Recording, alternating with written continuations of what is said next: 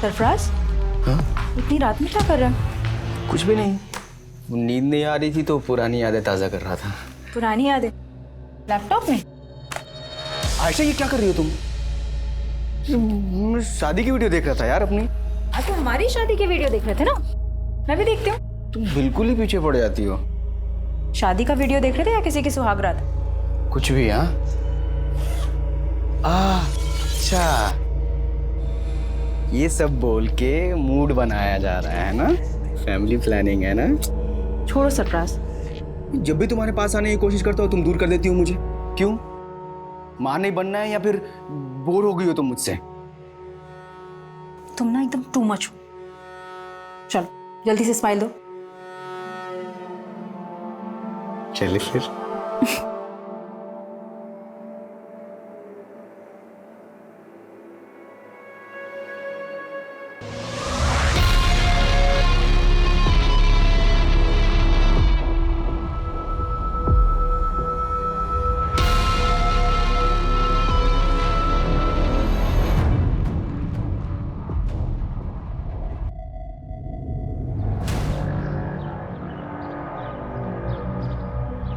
पता नहीं ऊपर वाले ने किस मिट्टी से बनाया मुझे। लड़की देखते ही आउट ऑफ कंट्रोल हो जाता हूँ। अजीब सा फितूर चढ़ने लगता है तन बदन में।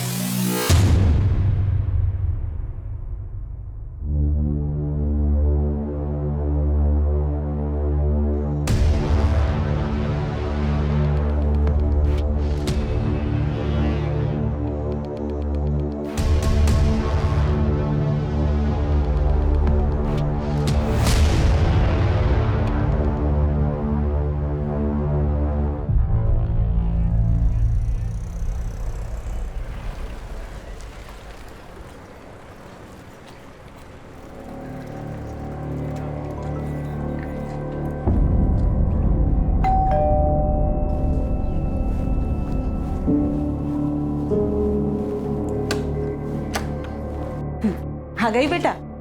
अच्छा जल्दी से फ्रेश हो जा, मैं तेरे लिए खाना लगाती हूँ। नहीं मम्मा, अभी भूख नहीं है। दीप्ति बेटा, क्या हुआ? बहुत परेशान दिख रही है। कुछ नहीं पापा, बस थोड़ा सा थक गई हूँ।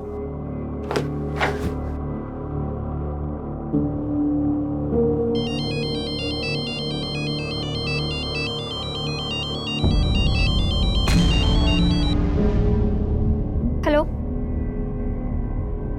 हेलो, अरे तुम कुछ बोल क्यों नहीं रहे हो? देखो, तुम जो कोई भी हो ना, ये हरकतें करना बंद कर दो, वरना बिल्कुल अच्छा नहीं होगा।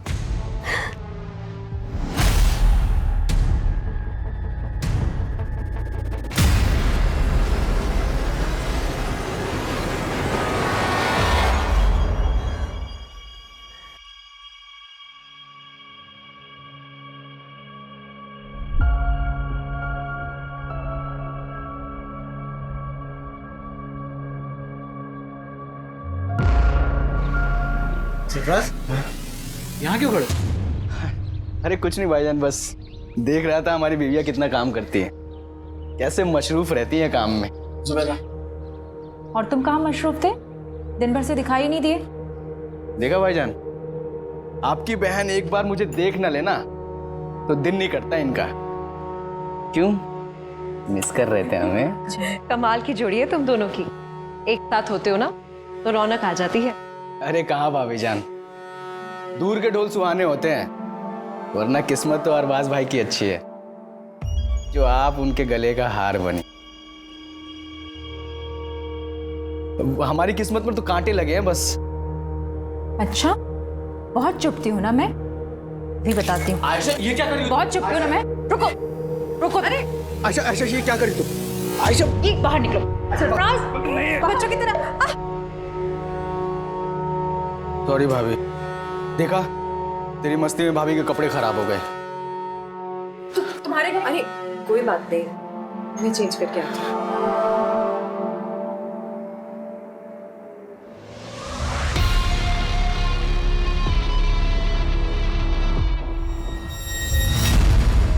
हाँ मम्मी, हाँ बस ऑफिस से निकल गई हूँ।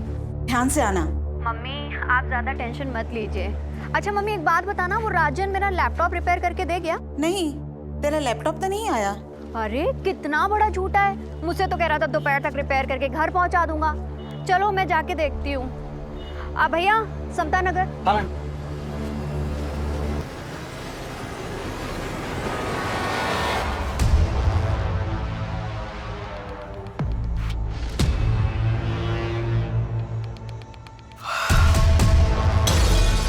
सरफराज, हाँ? इतनी रात में क्या कर रहा है? कुछ भी नहीं, नींद नहीं आ रही थी तो पुरानी यादें ताज़ा कर रहा था। पुरानी यादें लैपटॉप में? आयशा ये क्या कर रही हो तुम? मैं शादी की वीडियो देख रहा था यार अपनी। आज तो हमारी शादी की वीडियो देख रहे थे ना, मैं भी देखती हूँ। तुम बिल्कुल ही पीछे पड़ जाती हो। शादी का वीडियो देख रहे थे या किसी की सुहाग रात? कुछ भी। हाँ,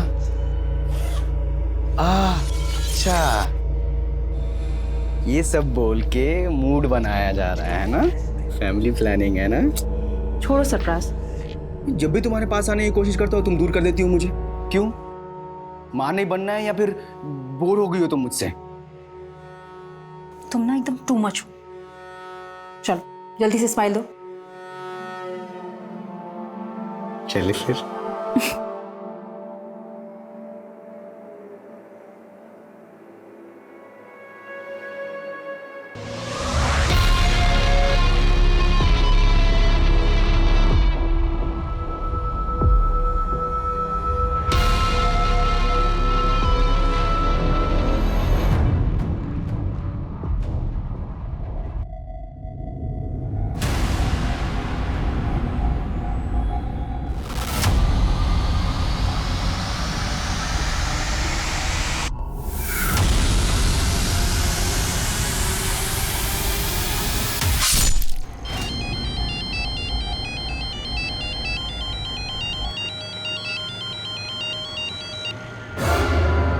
भैया जरा आराम से चलाइए आप।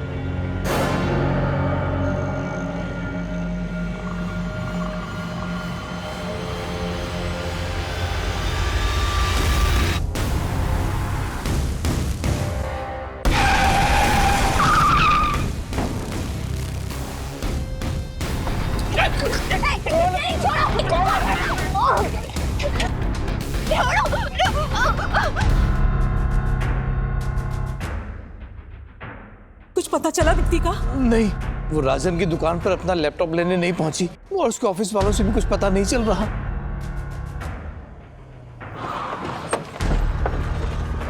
सर मैंने ही फ़ोन किया था आपको। यहीं से अगवा करके ले गए सर। मैं उन्हें यहीं समता नगर लेकर जा रहा था, इतने में वैन से 2 लड़के आए और उठा कर ले गए सर। उस गाड़ी का नंबर नोट किया जिसमें लड़की को लेके गए? नहीं सर, सब कुछ इतना जल्दी हो गया कुछ समझ में नहीं आया सर। लेकिन सर वैन ब्लू कलर की थी सर।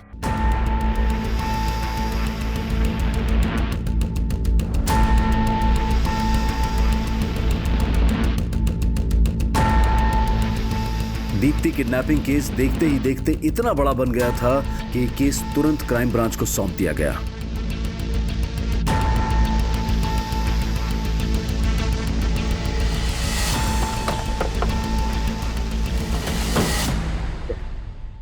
जैन सर। जैन, क्या अपडेट?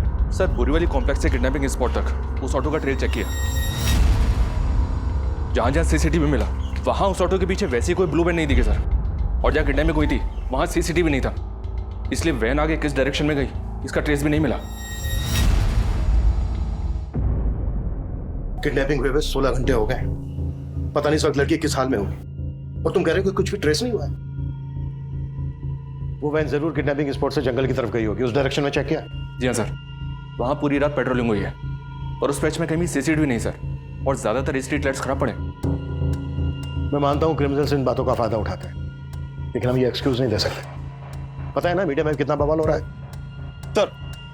सर जिस लड़की की किडनैपिंग हुई थी उसकी पहचान पता चल गई है। कल देर रात एक दीप्ति नाम की लड़की की मिसिंग कंप्लेंट फाइल हुई थी और ये दीप्ति उसी एरिया में रहती है जहां से किडनैपिंग हुई थी। सर मैंने ऑटो वाले को इस लड़की की फोटो दिखाई तो उसने कहा कि वही लड़की है जो उसके ऑटो से किडनैप हुई थी।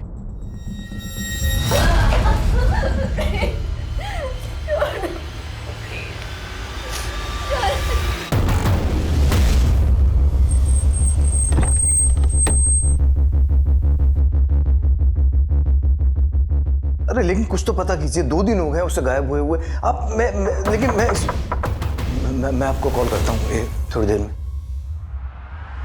क्या दीप्ति किडनैप हुई है? आपको किसी तरह की कोई फिरौती का कॉल आया? नहीं सर। किसी पर शक है आपको? सर एक लड़का दीप्ति को काफी दिनों से परेशान कर रहा था। कौन लड़का? पता नहीं सर, लेकिन काफी टाइम से दीप्ति परेशान लग रही थी। कुछ दिन पहले वो फोन पे किसी के साथ झगड़ा कर रही थी, तभी इस बात का पता चला। देखो तुम जो कोई भी हो ना, ये हरकतें करना बंद कर दो, वरना बिल्कुल अच्छा नहीं होगा।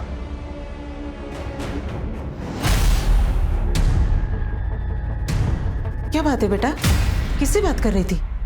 मालूम नहीं मम्मा कौन है, आए दिन मुझे ब्लैंक कॉल करता रहता है और आजकल तो मेरा पीछा करना भी शुरू कर दिया है। और मम्मा आज तो उसने हद ही कर दी, मतलब इतना सब कुछ दीप्ति के साथ हो रहा था तो आप लोगों ने पुलिस कंप्लेन क्यों नहीं की? यही गलती हो गई सर, पता नहीं था कि दीप्ति के साथ। प्लीज सर, प्लीज उसका पता कीजिए सर। देखिए हम पूरी कोशिश कर रहे हैं, ये काम है हमारा। आप लोगों ने कल दीप्ति को आखिरी बार कब देखा था? जी कल सुबह जब ऑफिस जा रही थी। कहाँ ऑफिस है दीप्ति का? जी बोरीवली में एबल कंप्यूटर्स नाम की कंपनी है, वहीं पर सेल्स एग्जीक्यूटिव है। ऑफिस से निकलते वक्त उसने अपनी मम्मी को फोन भी किया था। अच्छा मम्मी एक बात बताना, वो राजन मेरा लैपटॉप रिपेयर करके दे गया? नहीं, तेरा लैपटॉप तो नहीं आया। अरे कितना बड़ा झूठा है, मुझसे तो कह रहा था दोपहर तक रिपेयर करके घर पहुंचा दूंगा। चलो मैं जाके देखती हूँ। दीप्ति रात को 9 बजे तक घर ही नहीं पहुंची, फिर उसका फोन भी बंद आने लगा। मैं राजन की दुकान पर गया पूछने के लिए, तो वो कहने लगा कि दीप्ति वहां भी नहीं पहुंची। ये राजन की शॉप कहाँ है? हाँ सर, दीप्ति मैडम मेरी पुरानी कस्टमर है, उन्होंने अपना लैपटॉप ठीक करने के लिए मुझे दिया था। राजन भाई, अरे ये लैपटॉप चेक कर लेना, आजकल बहुत हैंग कर रहा है और इसमें वाईफाई का सिग्नल भी नहीं शो करता है। अरे मैडम 2 मिनट में चेक करके बताता हूँ प्रॉब्लम क्या है। आप बैठो बैठो ओए, इधर मैडम के लिए कोल्ड ड्रिंक लेके आ जल्दी। नहीं राजन भाई, मुझे ना बहुत लेट हो रहा है, आप इसको सही करा के ना घर पहुंचा देना बस। आप इसे भी रखो और पहुंचा देना आप, ठीक है? अरे मैडम 2 मिनट में देख। कल शाम 7 साढ़े 7 बजे उनका फोन भी आया था मुझे।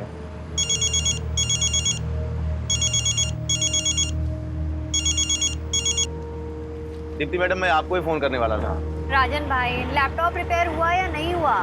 हाँ बिल्कुल रिपेयर हो गया है, लेकिन मैं पहुंचा नहीं पाया। आप दुकान पे आके ले जा सकती हैं? चलो ठीक है, फिर मैं ही आकर ले जाती हूँ। लेकिन फिर वो आई नहीं। रात में उनके पापा आए थे, दीप्ति को लेके काफी परेशान थे। दीप्ति की किडनैपिंग तो यहाँ पास में ही हुई थी, तुम्हें इस बारे में कुछ पता नहीं चला? नहीं सर, मुझे तो आज सुबह ही पता चला इस बारे में। दीप्ति ने इसको बताया था कि वो इसकी शॉप पर आ रही है और किडनैप हो गई। इसकी बैकग्राउंड चेक करो और पता करो कि इससे कनेक्टेड किसी आदमी के पास ब्लू कलर की वैन है क्या, जिसमें दीप्ति किडनैप हुई।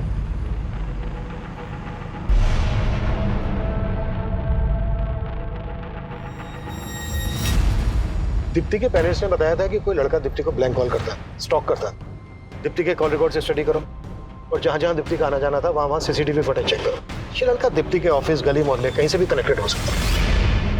अरे भाई साहब कमाल करते हैं आप भी, इतना सब कुछ हो गया आपने बताया भी नहीं, क्योंकि लड़का दीप्ति को परेशान कर रहा था। अब इतने गैर और इतने पराये हो गए हैं हम।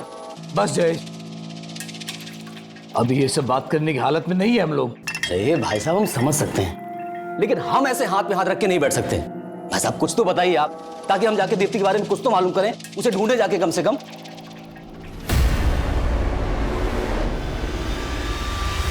दीप्ति के किडनैपर्स तक पहुंचने के लिए दीप्ति के ऑफिस, घर, मोहल्ले हर जगह पूछताछ की जा रही थी, लेकिन दीप्ति को सही सलामत ढूंढने की पुलिस की कोशिश अब नाकाम हो गई थी।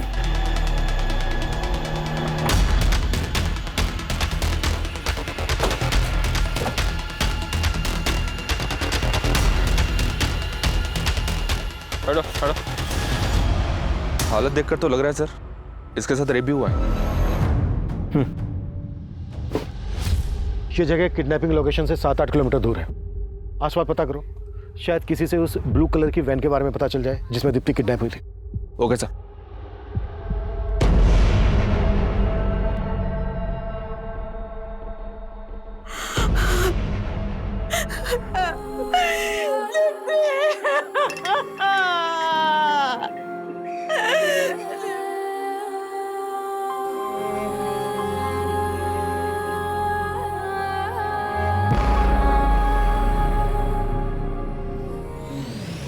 इस लड़के को जानते हैं आप लोग?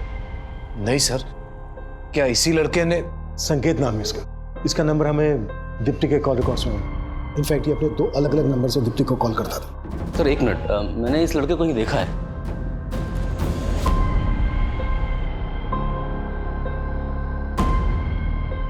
हाँ सर, इस लड़के को मैंने दीप्ति के साथ देखा था। दीप्ति बहुत गुस्से में लग रही थी। जब मैं वहां पहुंचा तो लड़का चला गया वहां से। दीप्ति, क्या हुआ? निकलो यहाँ से तुम। कौन था ये? दीप्ति ने तो कुछ नहीं बताया। हो सकता है कि ये वही लड़का हो जो उसको स्टॉक कर रहा था। जब इस लड़के को दीप्ति के साथ देखा था आपने, कब की बात है? काफी समय पहले थे। कहाँ देखा था? दीप्ति के ऑफिस के बाहर। सर मैंने कुछ नहीं किया दीप्ति के साथ। वो मेरी अच्छी दोस्त थी, इसलिए फ़ोन करता था उसको। वो भी 2 नंबर से स्टॉक करता था उसको, पीछा करता था उसका? नहीं सर, मैं उसको स्टॉक क्यों करूंगा सर? वो मेरी बहुत अच्छी दोस्त थी, बल्कि मैं तो उसके साथ शादी भी करना चाहता था। अच्छा, तो बात यहाँ तक पहुँच गई थी? सर मैं झूठ नहीं बोलूंगा। मैं जिस कंपनी में जॉब करता हूँ उनको दीप्ति की कंपनी कंप्यूटर सप्लाई करती है। इस वजह से हमारी फ़ोन पर बातें होती थी। उसके बाद हम दोनों एक दूसरे को पसंद भी करते थे। ये लो। Thank you. यार दीप्ति, तुम इतनी इंटेलिजेंट हो, MBA भी किया हुआ है तुमने, ये कंपनी में क्यों फंसी हो? तुम्हें तो बहुत अच्छे जॉब ऑफर्स मिल सकते हैं। फंसी नहीं हूँ संकेत, मैं ना बस सही मौके का इंतजार कर रही हूँ। सही मौका मिलते ही मैं सीधा अब्रॉड। सच में? और जॉब के अलावा क्या सोचा है तुमने? मतलब? मुझे नहीं पता कि तुम कैसे रिएक्ट करोगी, but I really like you. क्या तुम भी मुझसे? सर पसंद तो वो भी मुझे करती थी, पर सर दीप्ति शादी करने के लिए तैयार ही नहीं थी। संकेत, मैंने तुम्हें कितनी बार बोला है कि मैं शादी के लिए अभी प्रिपेयर नहीं हूँ। यार दीप्ति, तुम सिर्फ अपने बारे में सोच रही हो। क्या तुम मुझसे प्यार नहीं करती? यार बार बार वही सवाल। मैंने बोल दिया, अब मुझे इस टॉपिक पर कोई बात नहीं करनी है संकेत। सर उसके बाद तो उसने मेरा फोन उठाना ही बंद कर दिया, इसलिए मैंने दूसरा नंबर लिया था और उसको कॉल करता था मैं। हेलो, अरे तुम कुछ बोल क्यों नहीं रहे हो? सर 1-2 बार उसने फोन उठाया, लेकिन मैं बात करने की हिम्मत जुटा नहीं पाया, और जब बात करने की कोशिश की तो वो और ज्यादा नाराज हो गई थी। हेलो दीप्ति, कैसी हो तुम? तुम मुझे इतने दिनों से ब्लैंक कॉल कर रहे हो? नहीं दीप्ति, मैं तो बस तुम्हें। बस करो, तुम्हारी फितरत ना मैं बहुत अच्छी तरीके से जानती हूँ, और अब मुझे दोबारा फोन मत करना। सर मैं तो बस उसको एक बार मिलना चाहता था, लेकिन उसका कोई जवाब ही नहीं आया। और जब तेरी ये समझ में आया कि वो तुझे अवॉइड कर रही है, तो ये बात तेरे से बर्दाश्त नहीं हुई, इसलिए तूने दीप्ति को किडनैप किया और उसके बाद उसका रेप किया और मर्डर कर दी। सर क्या बात कर रहे हैं आप? मैं सच बोल रहा हूँ, मैंने उसके साथ कुछ भी नहीं किया, मैं कसम खाता हूँ। जब तुमने उस लड़के को दीप्ति से झगड़ते हुए देखा तब मुझे क्यों नहीं बताया? उस दिन तो बड़ी बड़ी बातें कर रहे थे, अब मुझसे ही पूछ रहे हो कि लड़का कौन है? अरे भाई साहब, अगर तब बता देते ना तो बड़ी मुसीबत हो जाती। अच्छा ठीक है, आज बता रहे हैं तो क्या आप सुन रहे हैं? क्या कहना क्या चाहते हो तुम? भाई साहब कहना ये चाह रहे हैं कि आप दीप्ति को अच्छी तरह से जानते थे, वो कैसी थी। अगर तब बोलते ना तो कहते कि मेरी लाइफ में ताक झांक कर रहे हो। देख लिया ना आपने, आप लोगों से कितना छुपाती थी वो। खबरदार जो मेरी बेटी के बारे में कुछ बोला तो वो अब नहीं रही है। और नहीं भाभी जी, मेरे कहने का मतलब ऐसा नहीं था। तुम्हारा सब मतलब समझती हूँ मैं। मुझे ये बताओ कि तुम दीप्ति के ऑफिस के पास क्या करने गए थे? सर दीप्ति की पोस्टमार्टम रिपोर्ट के मुताबिक पहले दीप्ति को बेहोश किया गया, फिर उसका रेप किया गया। ये तो दीप्ति की लाश देखकर लग ही रहा था। Cause of death suffocation. लेकिन सर किलर यहीं तक नहीं रुका, दीप्ति की लाश के साथ भी कई बार रेप किया गया। ये कोई विकृत मानसिकता वाला ही कर सकता है। संकेत ने कुछ उगला? नहीं सर, लेकिन हाँ सर, किलर ने दीप्ति की बॉडी से अपना DNA भी वाइप आउट कर दिया। दीप्ति को 2 लोगों ने किडनैप किया था। अगर संकेत दीप्ति की किडनैपिंग में शामिल है तो उसका कोई दूसरा साथी भी होगा। एक काम करो, संकेत को जाने दो और नजर रखो इस पर, और पता करो कि संकेत से कनेक्टेड किसी भी आदमी के पास ब्लू कलर की वैन है क्या। और सर इसके अलावा राजन के बारे में एक बात पता चली है। राजन पे तकरीबन 1 साल पहले एक लड़की ने मोलेस्टेशन का चार्ज लगाया था। केस स्ट्रांग नहीं था इसलिए छूट गया। इसे देखकर ही लग रहा था कि आदमी ठीक नहीं है। लेकिन सर फिलहाल इसके बैकग्राउंड में ऐसा कोई नहीं मिला है जिसके पास कोई ब्लू कलर की वैन हो। 1 मिनट। अभिषेक बोलो। सर राजन के बारे में पूछताछ की तो राजन का एक हेल्पर गिरीश सामने आया है, तो उसके पास राजन का एक लैपटॉप भी है। सर ये राजन भाई का लैपटॉप है जिसमें राजन भाई ने वो लड़कियों की गंदी गंदी तस्वीर रखी है सर। ये लैपटॉप तुम्हारे पास कैसे आया? साहब वो राजन भाई के यहाँ मैं बहुत सालों से काम करता था साहब, और पिछले 3-4 महीने की पगार वो मेरी लटका के रख रहे थे, और जब मांगने गया तो सब धक्का मार के बाहर निकाल दे रहे थे साहब। नहीं देता पगार, चल निकल यहाँ से, चल निकल। तो गुस्से में आके मैं लैपटॉप उठा के भाग गया साहब। ये लैपटॉप में जो लड़कियां हैं, कौन है ये? सर वो मालूम नहीं सर मुझे। राजन का दीप्ति को लेकर कैसा बिहेवियर था? साहब राजन भाई तो थोड़े अयास हैं साहब, मैंने साहब को बताया था साहब, और दीप्ति मैडम को लेके उनकी नज़र कुछ ठीक नहीं थी साहब। ठीक है, जाओ तुम। Thank you sir, thank you. Deepti के साथ जिस तरह से रेप किया गया उससे तो यही लगता है कि ऐसी मानसिकता वाला आदमी ऐसा कर सकता है। चेक करो, हो सकता है इसमें दीप्ति के भी फोटोग्राफ्स हो, और राजन को लेके आओ। सर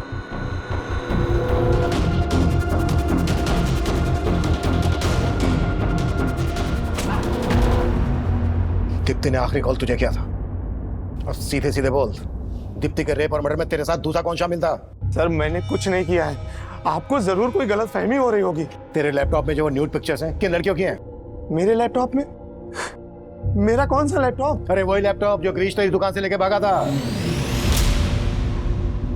हाँ सर, गिरीश मेरी दुकान से लैपटॉप लेकर भागा था, लेकिन सर वो लैपटॉप मेरा नहीं है, वो तो एक लड़का मेरी दुकान पे मुझे बेच के गया था। अच्छा, तो कहानी सोच क्या है? सर मैं सच बोल रहा हूँ, एक दिन एक लड़का उस लैपटॉप को लेकर मेरी दुकान पे आया था और मुझे बेच के गया था।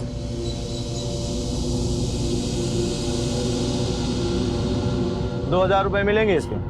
ठीक है, दो जल्दी। सर वो लैपटॉप बेचना चाहता था, मैंने ₹2000 में खरीद लिया। मैंने सोचा था कि इसको ऊंचे दाम में बेच दूंगा, मुझे नहीं पता था कि उस लैपटॉप में वो सब फोटोज हैं। कौन था वो लड़का? मुझे नहीं पता सर, वो तो मैंने पहली बार अपनी दुकान पे देखा उस लड़के को। सर मैं एक इज्जतदार आदमी हूँ। ओ इज्जतदार आदमी, सब पता किया हमने तेरे बारे में।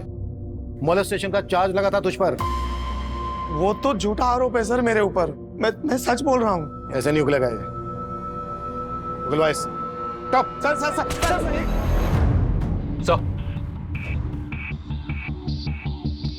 सर मैंने लैपटॉप चेक किया, पर इसमें दीप्ति की कोई फोटो नहीं मिली। हो सकता है दीप्ति की फोटोग्राफ इससे डिलीट कर दी गई है।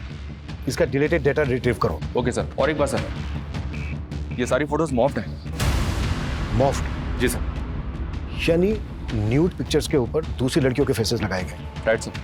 और एक बात सर, मैं जब लैपटॉप चेक कर रहा था तो मुझे सरफराज नाम का एक फोल्डर मिला सर, जिसमें इस लड़के के कई फोटोज हैं। ये देखिए, लैपटॉप से ज़्यादा कुछ तो पता नहीं चला सर, लेकिन जब मैंने लैपटॉप के सीरियल नंबर से इसके बायर का पता किया तो पता चला कि कुरला के रहने वाले सरफराज ने लैपटॉप खरीदा है सर। और ये देखिए सर, लैपटॉप पे भी एस लगा है। हो सकता है सर लैपटॉप खरीदने वाला सरफराज और फोल्डर के अंदर जिसके फोटो हैं वो सरफराज, ये दोनों एक ही हैं।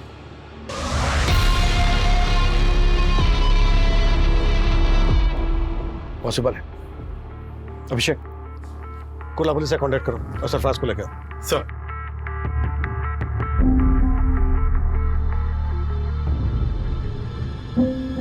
आयशा चलो घर में गरम चाय। सॉरी।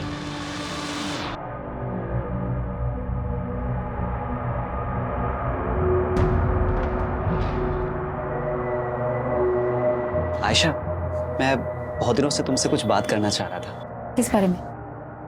माना कि तुम्हारी डिलीवरी में काफ़ी कॉम्प्लिकेशंस थी, लेकिन अब तुम फिट हो और जूही भी 1 साल की हो गई है।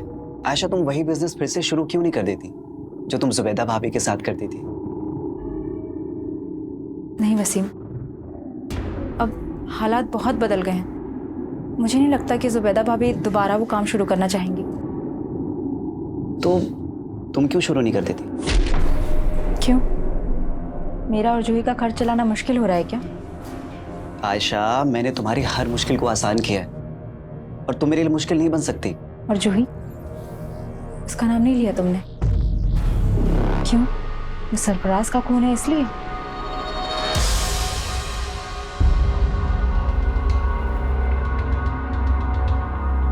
जिस लड़के ने तुझे लैपटॉप बेचा, ये वो? नहीं सर, ये वो नहीं है। स्केच बनवा सकता है उसका?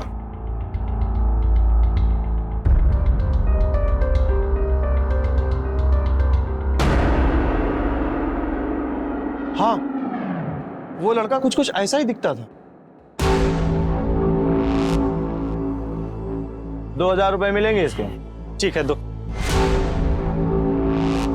दीप्ति का जहाँ जहाँ आना जाना था वहाँ की मैंने सीसीटीवी फुटेज चेक करने के लिए बोला था। क्या अपडेट है उसका?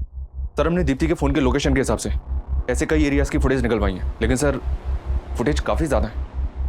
फुटेज ज्यादा है तो ज्यादा आदमी लगाओ चेक करने के लिए।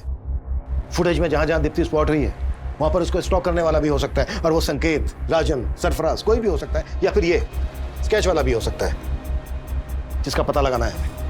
जी सर। दीप्ति की हत्या हुए अब 10 दिन बीत चुके थे, लेकिन दीप्ति के हत्यारे की तलाश में अब पुलिस को सरफराज से जुड़े ऐसे राज पता चलने वाले थे जो इस केस को और भी उलझा देने वाले थे। सर मैंने कुर्ला पुलिस से कांटेक्ट किया तो मालूम चला कि सरफराज पिछले 1.5 साल से लापता है। लापता है?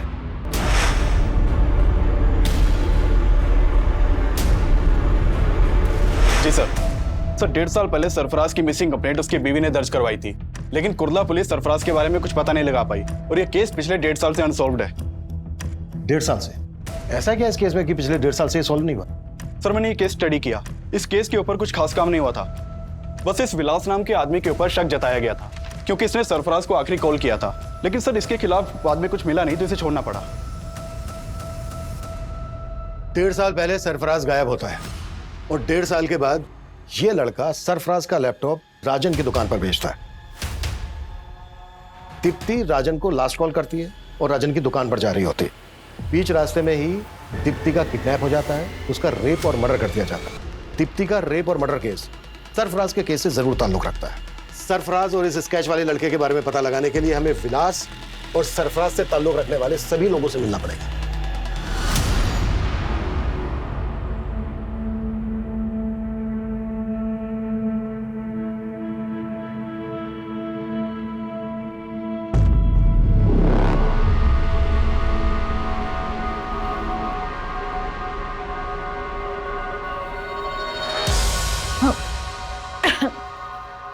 क्या हुआ ऐशा? कुछ नहीं।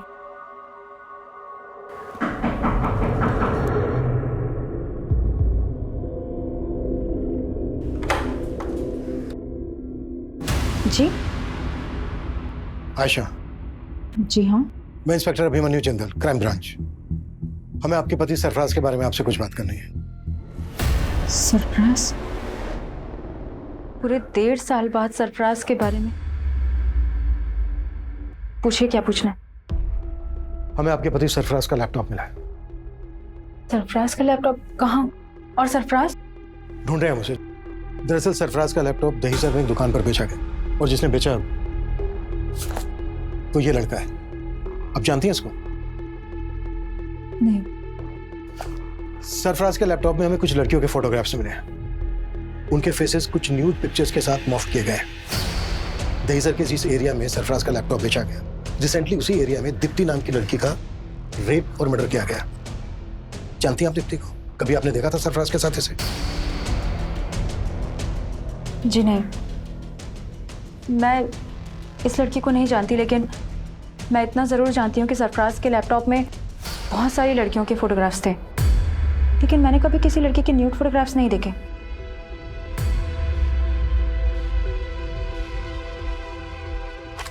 वो यही थी लड़कियां? नहीं, मैं इनमें से किसी को नहीं जानती, लेकिन हाँ, सरफराज से ज़रूर जानना चाहती थी कि ये लड़कियां कौन थी, कौन है ये लड़कियां, और इनके फोटोग्राफ्स तुम्हारे लैपटॉप में क्या कर रहे हैं सरफराज? अच्छा, इसीलिए तुम उस दिन अपना लैपटॉप मुझे नहीं दे रहे थे, है ना? चुप क्यों हो? बोलो सरफराज। मेरा पास्ट। तुमसे शादी करने से पहले ये सारी लड़कियां मेरी लाइफ में आई थी एक एक करके। मैं सबसे प्यार करता था। फिर मुझसे शादी क्यों की? क्योंकि मैं इन सबके प्यार में नाकाम हो चुका था। मैं नहीं चाहता कि हमारा रिश्ता नाकाम हो। इतना सब जानते हुए भी मैंने सरफराज को माफ कर दी, लेकिन वो भरोसे के लायक ही नहीं था। एक दिन वही हमें छोड़कर चला गया। लेकिन सरफराज की मिसिंग कंप्लेंट लिखवाते वक्त ये बातें तो आपने बताई नहीं थी। क्योंकि मुझे उम्मीद थी कि एक दिन वो लौटकर जरूर आएगा। मेरे पेट में उसका बच्चा था, लेकिन ना तो उसे मेरी परवाह थी, ना ही अपने बच्चे की। अगर वसीम ना होते, ना तो आज मैं जिंदा होती, ना ही मेरी बच्ची। वसीम, आप ही वसीम हैं? जी सर, मैं वसीम, सरफराज का दोस्त। और अब हम पति पत्नी।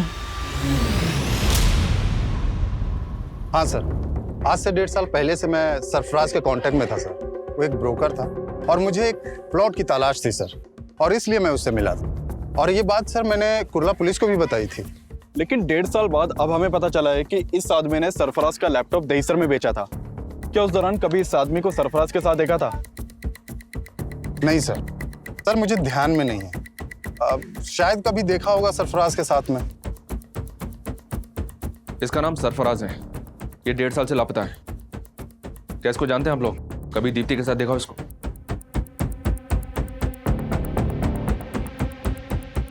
और इसको? जी नहीं सर। तो क्या इन दोनों ने? ऐसा शक है हमें।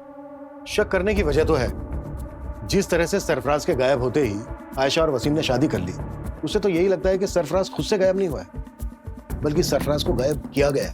वैसे भी जिस आदमी के लैपटॉप में इतनी सारी लड़कियों की न्यूड पिक्चर्स, तो उन्हें डिलीट किए बिना अपना लैपटॉप क्यों बेचा?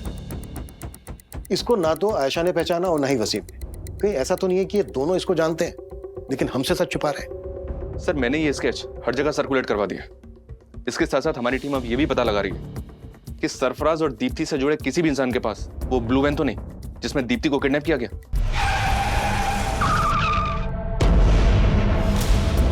सरफराज के लैपटॉप में जितनी भी लड़कियों के फोटोग्राफ्स हैं, हमें उन सबकी पहचान पता करनी होगी। आशा का कहना है कि इन सभी लड़कियों के साथ सरफराज का अफेयर था।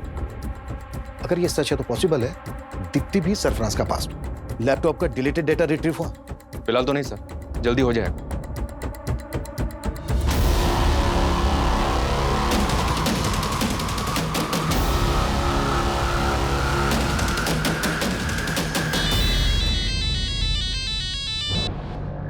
हेलो भाभी जान, कैसी हैं आप? आयशा, तू? लगता है अब तो आपने मेरा नंबर भी डिलीट कर दिया अपने मोबाइल से। अरे नहीं, वो फोन बदल दिया है। बदल तो बहुत कुछ गया है भाभी। जिंदगी हर कदम पे नया मोड़ ले लेती है। आयशा, तू ये क्या कह रही है?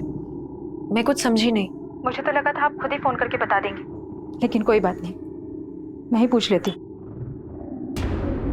पुलिस को क्या बताया आपने मेरे बारे में? पुलिस? आयशा, आयशा ये क्या कह रही है तू? क्यों? पुलिस सरफराज के बारे में पूछताछ करने के लिए आपके पास नहीं आई?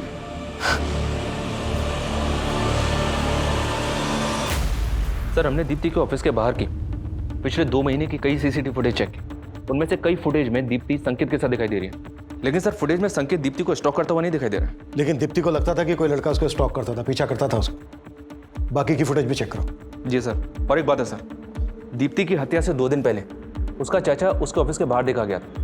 मैंने और चेक किया तो पता चला कि दीप्ति का चाचा अक्सर दीप्ति के ऑफिस वाले एरिया में जाया करता था। इसके खिलाफ मिला कुछ? अनमेरिड, जॉबलेस, फ्रस्ट्रेटेड आदमी है सर। शराब की भी लत है। कुछ साल पहले तक दीप्ति के पेरेंट्स के साथ ही रहता था। दीप्ति के फादर इसकी आदतों से परेशान थे, इसलिए इसे अलग कर दिया। जयेश घर में अपना हिस्सा मांग रहा था सर, और दीप्ति घर बेचने के खिलाफ थी। हाँ सर, ये बात सही है कि जयेश चाहता था कि मैं घर बेच दूं और उसे उसका हिस्सा दे दूं। लेकिन दीप्ति ये नहीं चाहती थी कि ये घर में क्या। चाचा, आप किस मुंह से अपना हक मांग रहे हैं? दीप्ति, हम दोनों भाइयों के पीछे मुड़ने की जरूरत नहीं है तुझे। क्यों ना बोलूं? आप भूल गए जब आपको बिजनेस करना था आपने 10 लाख रुपए का लोन लिया था और आपका बिजनेस तो ठप हो गया। उसकी किस्तें किसने चुकाई? मैंने और पापा ने। तू हद से ज्यादा नहीं बोल रही है? हा? क्यों? आप भी हद में कहाँ रहते हैं? काम आपको आता नहीं है और नशा आपसे छूटता नहीं है। अपने हद में रह जयेश, वो जो बोल रही है वो सही बोल रही है। तो आपको कभी लगा नहीं कि जयेश ऐसा कुछ? सर, माना कि जयेश से हमारी बनती नहीं है, लेकिन वो ऐसा नहीं कर सकता। ये ऐसा समझ सकते हैं सर, लेकिन मुझे किसी पे भरोसा नहीं। मेरी बेटी को किसी दुश्मन से कम नहीं समझता था वो। साहब, मुझे मालूम था भाभी जी मुझे बख्शेंगे नहीं, लेकिन मैं इतना गया गुजरा नहीं हूं कि अपनी भतीजी के साथ ये सब। तो फिर उसके ऑफिस के पास क्यों मंडराता था? दीप्ति की हत्या से 2 दिन पहले भी तू वहां देखा गया, क्यों गया था? मैं तो बस उससे मिलके बताना चाह रहा था कि मुझे मेरा हिस्सा मिल जाए और रास्ते में ना आए। काम नहीं है साहब, पैसा नहीं है। काम नहीं है, पैसा नहीं है, लेकिन तेरा दोस्त उमेश तो तुझे पैसे दे रहा था ना, कर्जा दे रहा था ना तुझे, और रोज पे रोज तुझे दारू भी पिला रहा था। कहीं ऐसा तो नहीं है कि उसको खुश करने के लिए तूने दीप्ति को? ऐसा कुछ नहीं है सब, मैं सच कह रहा हूँ। जो भी है वो तो तेरा दोस्त गलत देगा, और तू भी। सर इस लैपटॉप का डिलीटेड डाटा रिट्रीव कर लिया गया है। सर इसमें दीप्ति के फोटोज नहीं मिले। ये देखिए, एक दूसरी लड़की के न्यूड फोटोज मिले हैं। मतलब इस लड़की के फोटोग्राफ्स मॉर्फ नहीं किए गए? नहीं सर, ये फोटोज मॉर्फ नहीं किए गए, बल्कि ओरिजिनली ऐसे ही खींचे गए हैं।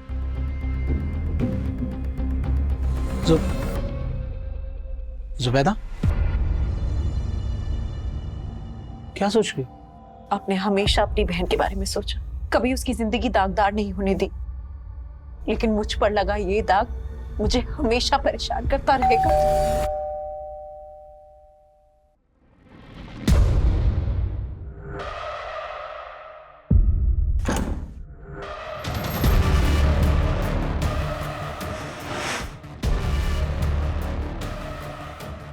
आप कुछ बोल क्यों नहीं रही हैं? सरफराज के लैपटॉप में आपके ये फोटो होने की कोई तो वजह होगी। वजह थी, सरफराज अय्याज था, गलती हमारी भी थी।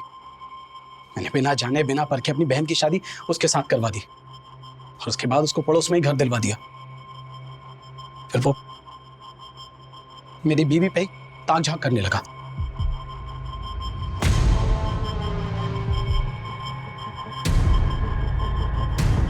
मुझे कभी भी उसकी नीयत पर शक नहीं हुआ।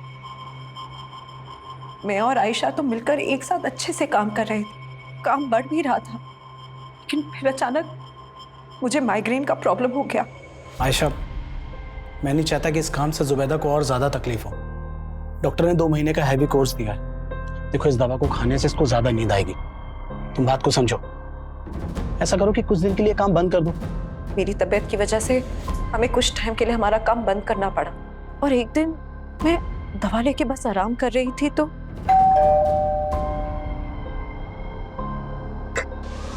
हाय भाभी। क्या हुआ? आपकी तबीयत ठीक नहीं है? नहीं, वो थोड़ा सर बहुत चकरा रहा था। और अरबाज भाई कहाँ हैं? अगर आपकी तबीयत इतनी खराब थी तो मुझे बताना चाहिए था। मैं दवा के नशे में थी, और फिर अचानक न जाने कैसे मेरी आंख लग गई।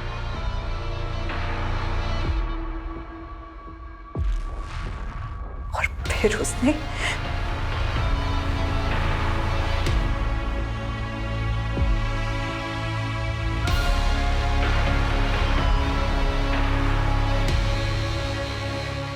तब मुझे कुछ नहीं पता चला, लेकिन जब आँख खुली तो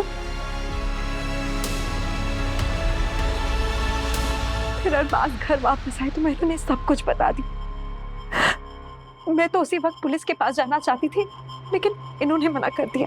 उसके बाद हम यहाँ मेरे मायके चले आए, लेकिन सरफराज ने उसके बाद मुझे ब्लैकमेल करना शुरू कर दिया। सरफराज, तुम ये सही नहीं कर रहे हो।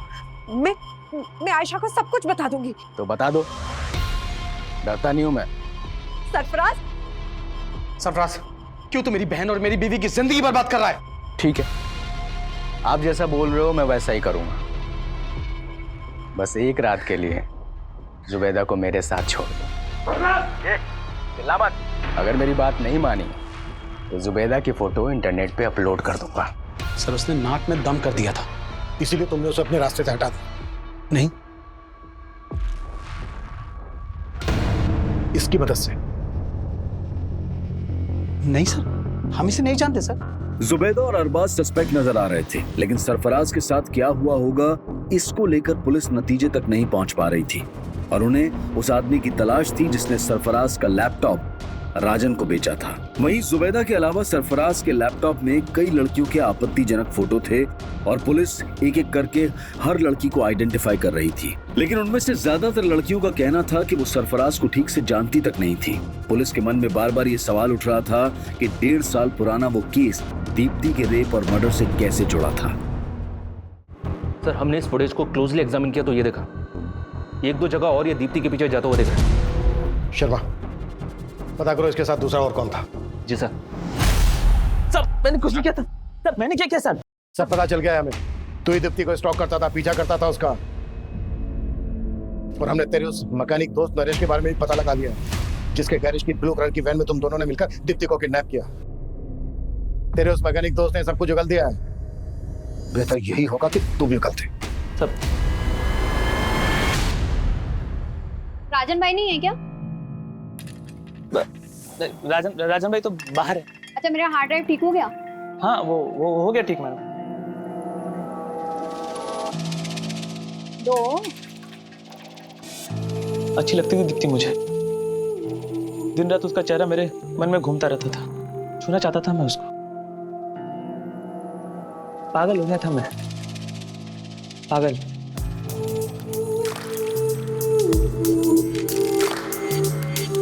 प्यार करता था मैं उससे। अगर मैं उसको ये बात बोलता तो कभी नहीं मानती। मेरे को मालूम था उस दिन वो राजन भाई की दुकान पे आने वाली। आप दुकान पे आके ले जा सकती हैं? अपने दोस्त का प्लान बना के उठा लिया उसको।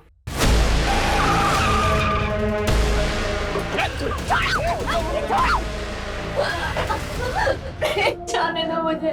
नहीं, डरो मत दीप्ति, मैं हूं। प्यार करता हूँ दीप्ति तुमसे।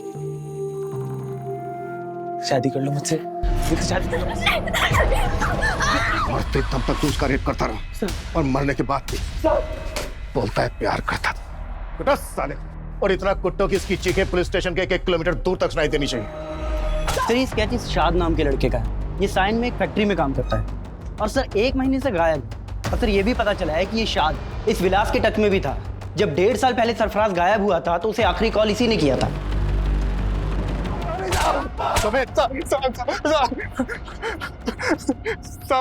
साहब मेरा दोस्त था साहब, और वो लैपटॉप मेरे स्टोर रूम में रखा हुआ था साहब। बिना पूछे मुझसे उठा के ले गया और उसे भेज दिया साहब। तो शाद इस वक्त कहाँ है?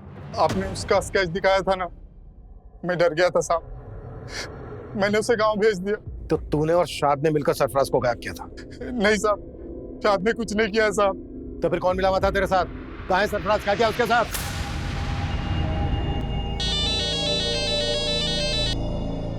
हेलो विलास भाव, अरे बताओ क्या खिदमत करूं आपकी? अरे बहुत इंतजार कराया आपने।